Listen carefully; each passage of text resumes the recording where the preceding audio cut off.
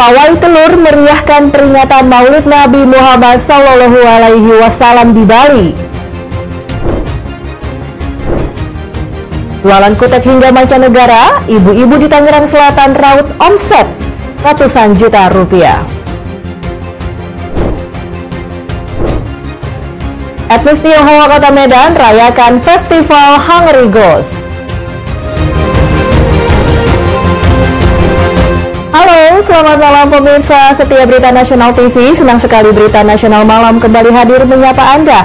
Selain 3 berita utama tadi, akan ada informasi lainnya dari dunia politik, ekonomi, hingga isu sosial yang sedang hangat diperbincangkan.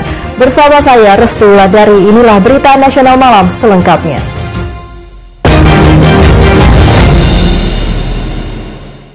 Langsung saja kita ke berita pertama pemirsa. Tidak berbeda dengan daerah lain, kemeriahan juga tersaji di Pulau Dewata, Bali pada perayaan Maulid Nabi Muhammad SAW. Di Kampung Islam Kepawon, Denpasar, semarak perayaan Maulid Nabi Muhammad SAW semakin meriah dengan sentuhan tradisi khas yang syarat makna kebersamaan. Warga setempat menggelar pawai telur hias dan khitanan massal diikuti berbagai lapisan masyarakat. Kegiatan perayaan Maulid Nabi Muhammad SAW di Kampung Islam Kepawon, Denpasar, Bali diawali ta'aruf atau perkenalan keliling kampung. Suasana semakin semarak dengan penampilan tari tradisional rodat yang menggambarkan akulturasi budaya Islam dan kearifan lokal di Pulau Dewata. Yang tak kalah menarik tentu saja karnaval kreasi telur hias berwarna-warni menjadi pusat perhatian warga, baik anak-anak maupun orang dewasa.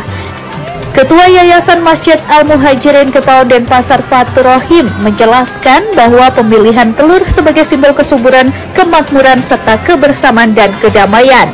Tradisi ini bukan sekedar perayaan seremonial, melainkan sarana mempererat persaudaraan antar warga.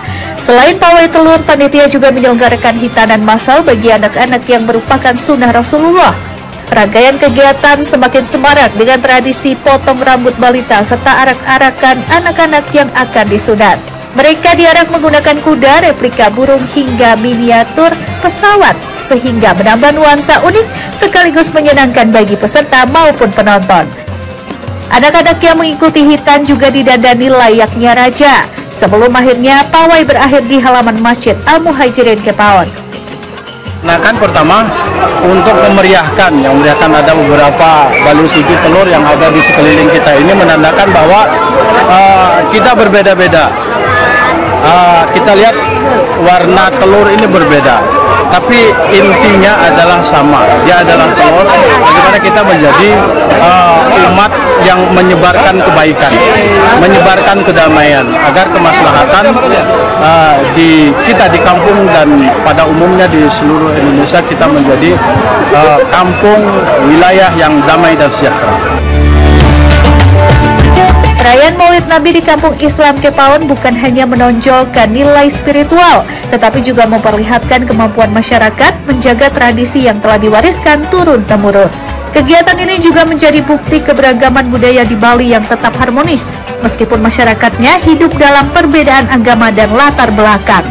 Bagi warga, momentum Maulid Nabi tidak hanya dimaknai sebagai pengingat sejarah lahirnya Rasulullah SAW, tapi juga kesempatan memperkuat solidaritas sosial.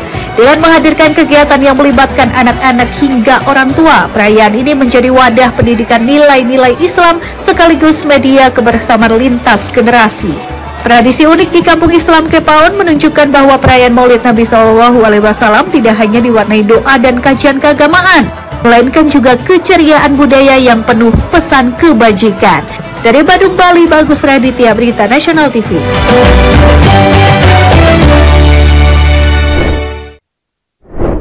Beralih ke informasi kriminal pemirsa, polisi berhasil mengamankan seorang supir bank Jateng yang nekat membawa kabur uang sekitar 10 miliar rupiah saat pengambilan dana di cabang Solo untuk dibawa ke Wonogiri. Dari penangkapan ini, polisi juga mengamankan 2 unit mobil sebagai barang bukti dalam kasus ini. Jadi yang sebelah sana. Inilah 2 unit mobil yang menjadi barang bukti yang digunakan pelaku saat membawa kabur uang senilai 10 miliar rupiah. 2 unit mobil ini diamankan setelah polisi berhasil menangkap pelaku. Penangkapan berlangsung setelah 1 minggu pengejaran intensif aparat kepolisian. Tersangka akhirnya berhasil tertangkap di Gunung Kidul, Yogyakarta. Kapolresta Solo Kombes Pol Catur Cahyono Wibowo menjelaskan penangkapan berlangsung lancar tanpa perlawanan.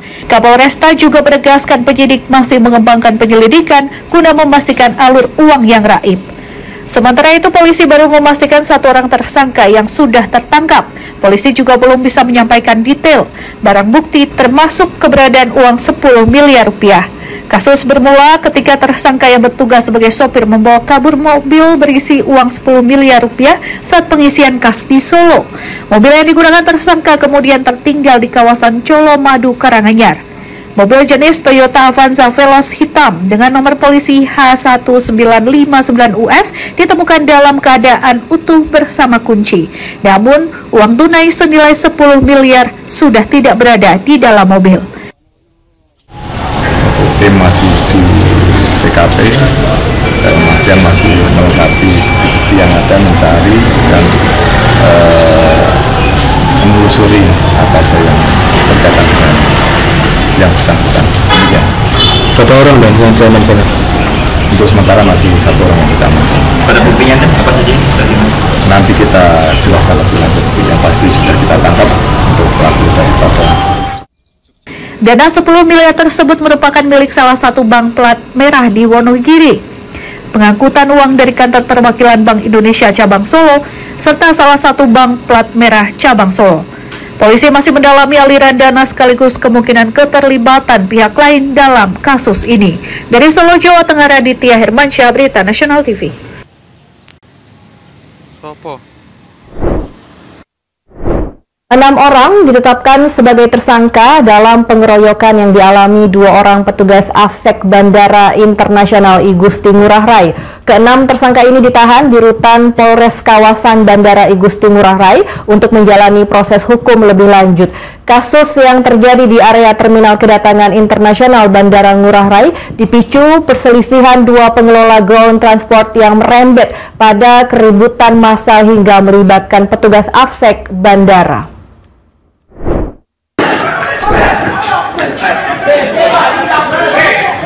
Kasat Reskrim Kawasan Bandara Ngurah Rai Bali, Ibtu Rionson Ritonga menjelaskan ke-6 tersangka yang kini ditahan di rutan Polres Kawasan Bandara I Gusti Ngurah Rai masing-masing berinisial IT berusia 26 tahun, ATN berusia 29 tahun, MLS berusia 28 tahun, AIS berusia 25 tahun, TN berusia 20 tahun, dan MIW berusia 20 tahun. Para tersangka dijerat dengan pasal 170 ayat 1 KE 1E KUHP tentang tindak pidana pengeroyokan dengan ancaman hukuman pidana penjara paling lama 5 tahun 6 bulan. Setelah para pelaku ditahan, komunitas di Bandara Internasional Ngurah Rai dihimbau bersama-sama menjaga kondusivitas sehingga tidak menimbulkan gangguan terhadap keamanan maupun kenyamanan penumpang. Ada sekitar 10, tapi yang kita amankan yang kita sebagai pelaku 6 orang. 6 orang sudah diamankan ya? Siap. Itu dari mana aja dan 6 orang? Dari driver saat itu kejadian. Dia mengakui belum ada di kejadian. Driver berapa orang? Driver 6 orang. Ya, kan korbannya di laporan kami ya. Iya. Di laporan kami. Itu ke-6 orang ini masuk dalam video viral itu atau seperti apa? Iya. Sesuai dengan hasil dari penyidik itu memang ada rekam dari video. Ya. Peristiwa pengeroyokan yang dialami 2 orang petugas Afsek Bandara Internasional I Gusti Ngurah Rai masing-masing berinisial Kadek PP dan Kadek AK berawal dari ketidakpuasan sekelompok sopir taksi termasuk para tersangka terhadap kebijakan perusahaan taksi online pusat yang membatasi jumlah orderan. Kondisi tersebut memicu emosi hingga situasi tidak terkendali yang berujung pada tindakan kekerasan secara bersama-sama terhadap petugas keamanan yang berusaha menenangkan massa. Akibat pengeroyokan tersebut, korban Kadek PP menderita luka memar di pipi kiri dan bahu, sementara Kadek AK menderita luka gores di dada dan memar di wajah. Dari hasil pemeriksaan, para pelaku mengakui perbuatannya. Ada yang memukul korban dengan tangan mengepal, ada yang menendang saat korban terjatuh hingga menarik baju korban. Perkelahian massal yang berlangsung di area Terminal Internasional Bandara I Gusti Ngurah Rai Bali bahkan viral di media sosial. Dari Bandung, Bali, Bagus Raditya, Berita Nasional TV.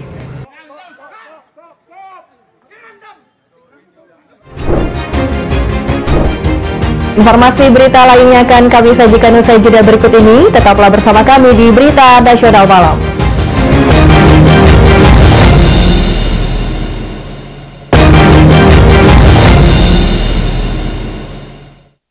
Terima kasih Anda masih bersama kami di Berita Nasional Malam. Pemirsa, sekelompok wanita di Pondok Aren, Tangerang Selatan, Banten berhasil ciptain kutek halal yang laris di mancanegara. Omsetnya pun tidak tanggung-tanggung, 500 juta rupiah dalam setahun. Berpenampilan cantik dan anggun menjadi idaman kaum perempuan.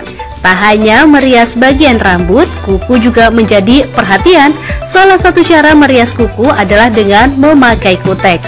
Di Pondok Aren, Tangerang Selatan, Banten, seorang wanita, Dewi Susilawati namanya, mengklaim menciptakan pewarna kuku berbahan alami alias tanpa kimia. Ibu dua anak ini mengaku menjual kutek hingga mancanegara, diantaranya ke Belanda, Inggris, Prancis, Kanada, Afrika, hingga Cina sejak tahun 2017. Satu botol kuteks dibanderol Rp75.000. Ada 16 pilihan warna. Keuntungan diperoleh tembus Rp500 juta selama setahun.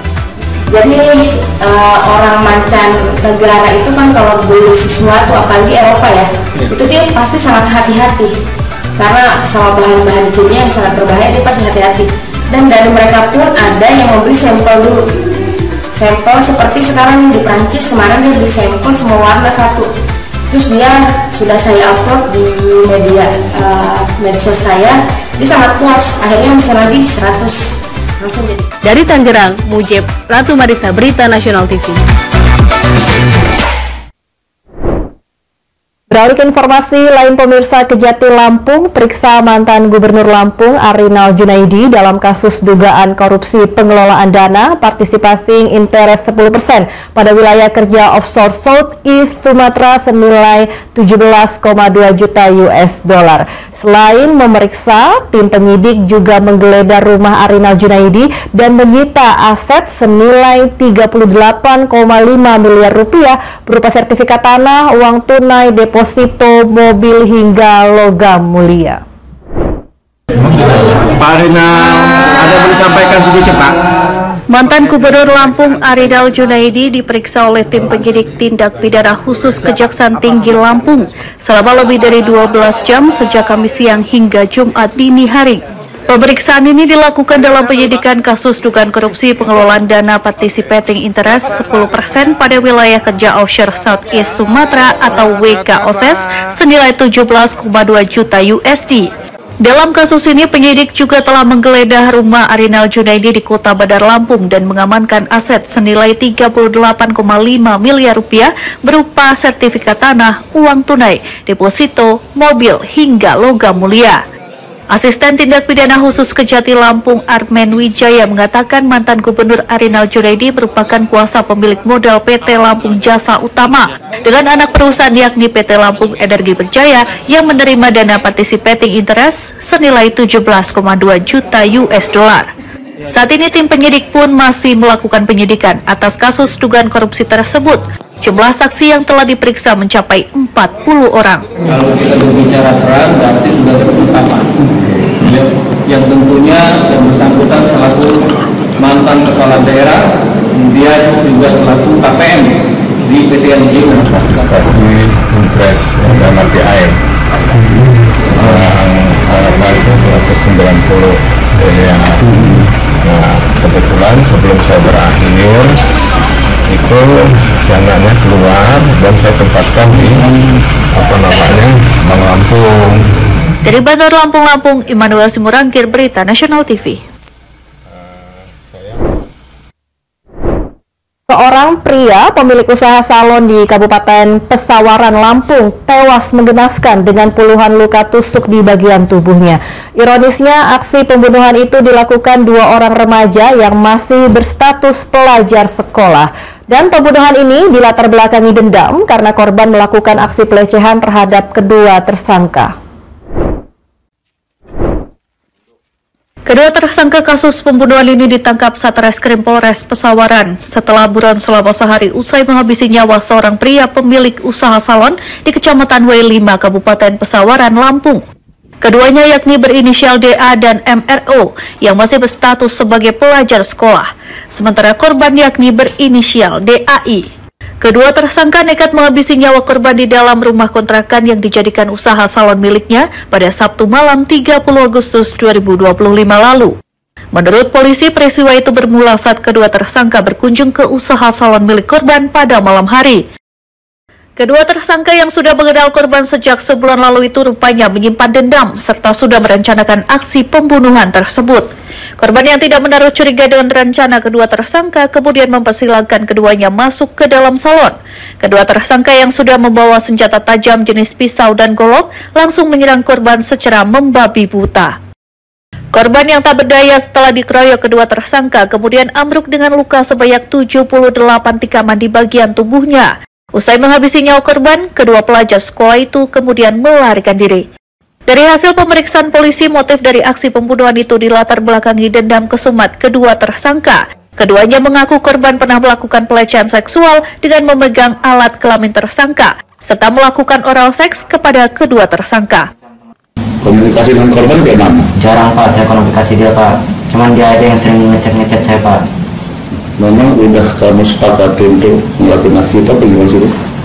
Kalau itu sebelum aksi Pak, kalau sebelum aksi ini belum mulai atau sebelum korban ini wafat, sebenarnya korban ini emang udah sering banget ngechat saya, nelpon saya, cuman saya abaikan saja Pak, karena saya di situ lagi tidak butuh duit atau lagi nggak mau Pak.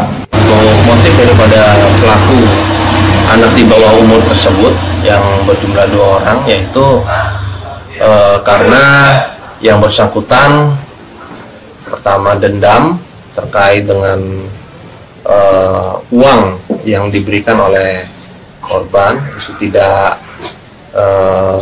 tidak sesuai. Yang kedua, memang korban tersebut sudah merencanakan. Dari Pesawaran Lampung, Immanuel Simorangkir, Berita Nasional TV. Sejumlah warga menghadang puluhan truk tambang yang melanggar jam operasional di Jalan Raya Legok, Kabupaten Tangerang, Banten, Kamis sore. Keributan sempat terjadi saat truk tambang menerobos adangan warga. Aksi ini dilakukan oleh warga karena truk tambang sering menyebabkan kemacetan dan menjadi penyebab kecelakaan lalu lintas.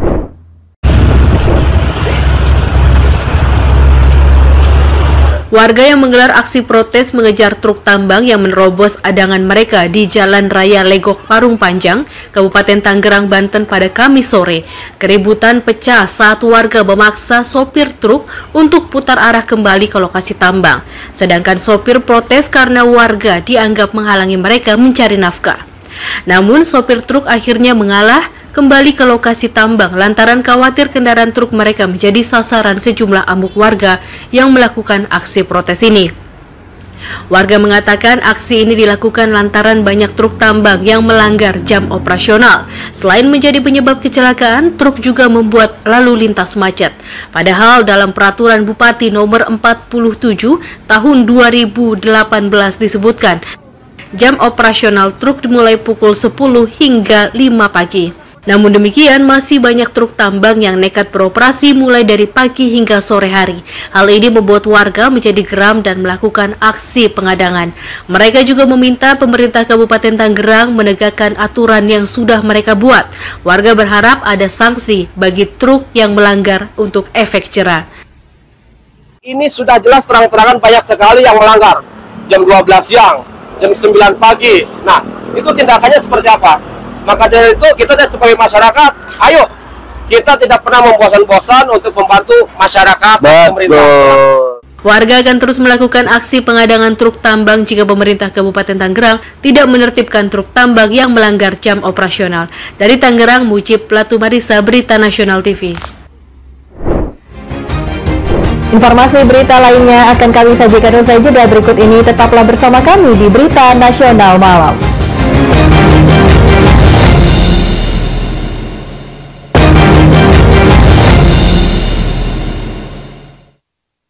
Terima kasih Anda masih bersama kami di Berita Nasional Malam. Pemirsa, umumnya masakan garang asam ayam disajikan atau dibungkus menggunakan daun pisang.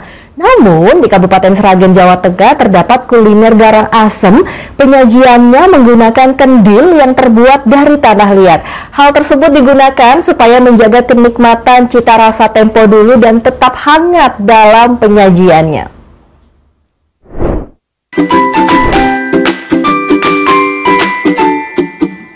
Kuliner olahan daging ayam yang satu ini adalah kuliner yang tidak asing di Jawa Tengah, yang memiliki cita rasa khas asam, pedas, dan tentunya menyegarkan. Ya, tempat kulinernya terletak di Desa Sidoda di Kecamatan Masaran, Kabupaten Sragen tersebut. Terdapat masakan garang asam dengan penyajian unik menggunakan kendil. Proses pembuatannya pun juga berbeda. Selain menggunakan bumbu rempah dengan resep leluhur yang dirahasiakan, kuliner garang asam ini langsung dimasak menggunakan kendil. Ambarwati, penjual garang asam kendil, memilih kendil sebagai wadah dan tempat masaknya untuk menjaga kenikmatan cita rasa yang awet, sekaligus untuk mempertahankan rasa hangat masakan saat disajikan. Selain garang asam kendil, di tempat ini juga terdapat kuliner dengan bumbu rempah tempo dulu, yakni ayam goreng ungkep.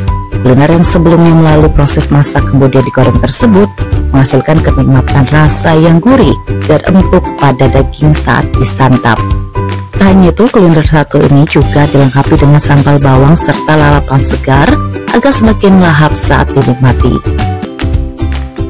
Selain masakannya, di tempat kuliner ini pelanggan juga dimanjakan dengan pemandangan bangunan khas tempo dulu, lengkap dengan ornamennya. Salah seorang pelanggan yakni Eko mengatakan tertarik untuk menikmati kuliner satu ini karena penyajiannya yang unik berbeda dengan yang lainnya, yakni menggunakan kendil dalam penyajiannya sehingga memiliki aroma dan cita rasa yang khas. Mungkin karena penyajiannya unik ya, beda dengan yang lain. Kalau yang lain itu pakai bisa dibungkus itu, tapi ini pakai kendil. Tadi terasa tuh mungkin masih hangat gitu ya, mungkin bisa menyimpan hangat lebih. Sedangkan penjual garang asam kendil yakni Ambarwati menjelaskan, penyajian garang asam dengan menggunakan kendil ini dilakukan dengan tujuan untuk menjaga suhu panas, karena garang asam akan menjadi lebih nikmat ketika disantap selagi masih panas atau hangat. Kalau ditaruh di daun pisang itu biasanya lebih dingin daripada di kendil garang asamnya. Kalau di kendil itu bisa tahan panas, bisa tahan 5-10 menit itu bisa hangat. Jadi dia tenang. Untuk masalah harga, di tempat kuliner dengan konsep bangunan jadul tersebut, harganya pun terjangkau setiap menu masakannya, yakni mulai dari Rp29.000 hingga Rp130.000. Dari Sragen, Jawa Tengah, Tim Liputan Berita Nasional TV. Warga etnis Tionghoa Kota Medan merayakan Festival Hangri Ghost atau Cioko dalam agama Konghucu di Vihara Gunung Timur Medan, Sumatera Utara, Sabtu sore. Tradisi ini merupakan ritual memberi makan arwah nenek moyang dan leluhur pada bulan ke-7 pada penanggalan Tionghoa. Gelaran Festival Hangri Ghost atau Hantu Lapar ini dimulai dengan menyusun sejumlah replika kertas, baik berupa rumah hantu atau barang-barang lainnya yang bersifat duniawi. Selain itu, turut juga dihidangkan sejumlah makanan di atas nampan sebagai persembahan untuk disantap oleh para leluhur. Ratusan replika rumah dari kertas itu kemudian disusun rapi bersama dengan diletakkannya ribuan kertas yang berupa kertas doa maupun replika kertas uang. Prosesi pembakaran persembahan untuk leluhur dimulai dengan membakar patung yang kemudian disusul dengan membakar kertas doa dan kertas sembahyang. Sebelum menyusun kertas doa dan membakarnya, sejumlah umat Konghucu melakukan sembahyang di dalam kelenteng Vihara Gunung Timur. Menurut kepercayaan masyarakat Tionghoa, jiwa seseorang yang telah berpulang akan keluar dari alam baka dan berkeliaran di bumi pada bulan ke-7 penanggalan Tionghoa. Oleh karena itu, diadakannya festival dan sembahyang pada hari ini untuk menghormati jiwa yang telah berpulang dan menghindari dari segala musibah dari para arwah yang turun ke bumi dan mengganggu jiwa yang masih hidup. Tahun sebelumnya ya, setiap tahun masuk bulan Indek 7, artinya itu disebut juga bulan hantu, yang puncaknya tanggal 15 bulan 7 lah, pokoknya hari ini ya. Sementara itu, Fendi, umat Konghucu mengatakan bahwa festival Hangrigos di Vihara Gunung Timur semakin ramai. Dirinya ikut festival ini turut berdoa berharap dilancarkan rezekinya. Oke gitu aja. Sebelumnya, Hangrigos atau Chioko berarti ritual sembahyang dalam agama Konghucu bagi para arwah, baik arwah para sahabat maupun semua arwah secara umum yang digelar pada tanggal 15 bulan ke-7. Dalam penanggalan Cina dianggap sebagai bulan arwah. Pada bulan ini, masyarakat Tionghoa percaya bahwa pintu alam baka terbuka dan para hantu dapat berkelana dengan bebas di dunia manusia selama 1 bulan penuh. Dan pada bulan ke-7 ini, masyarakat Tionghoa merasa harus lebih hati-hati dan selektif dalam melakukan aktivitas. Dari Medan, Sumatera Utara, Tim Liputan Berita Nasional TV. Informasi Festival Hangrigos tadi menutup perjumpaan kita di Berita Nasional malam kali ini. Saya Restu Wulandari beserta kru yang bertugas pamit undur diri. Selamat malam dan selamat beristirahat. Sampai jumpa.